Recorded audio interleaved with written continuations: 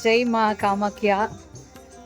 காமாக்கியா யாத்திரை, ஆதிசக்தி பீட யாத்திரையில் இன்னைக்கு காமாக்கியா காலையிலேருந்து காமாக்கியா ஆலயத்தில் இங்கேயும் அங்கேயுமா சுற்றிக்கிட்டு அம்பாவை அனுபவிச்சுக்கிட்டு இருக்கோம். அம்பாவை போய் கண் குளிர தரிசனம் பண்ணிட்டு வந்தோம். அம்புபாச்சி ஃபெஸ்டிவல் வரப்போகிறதுனால எப்பயுமே காமாக்கியா கூட்டம் தான்.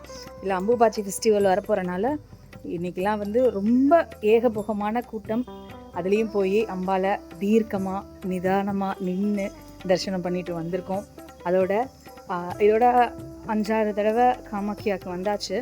ஆனால் முழுசாக தசமகாவை பார்க்க முடியறதே இல்லை. ஒவ்வொரு தடவையும் ஏதாவது ஒரு ஆலயம் மூடி இருக்கும், இல்லைன்னா ஏதாவது பார்க்க முடியாமல் போகும்.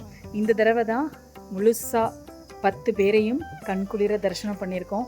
அம்பாள் கருணை, அத்தனை கருணையோட, அத்தனை காருண்யத்தோட எங்கள் எல்லாருக்கும் கருணை பண்ணியிருக்கா. இந்த வீடியோவை பார்த்துட்ருக்கிற உங்கள் எல்லாருக்குமே காமாக்கியா யாத்திரை சம்பூர்ணமாகட்டும். சக்தி பீட யாத்திரைகள், நீங்கள் என்னென்ன யாத்திரைகள் நினைக்கிறீங்களோ அம்பாள் நிறைவேற்றி கொடுக்கட்டும்.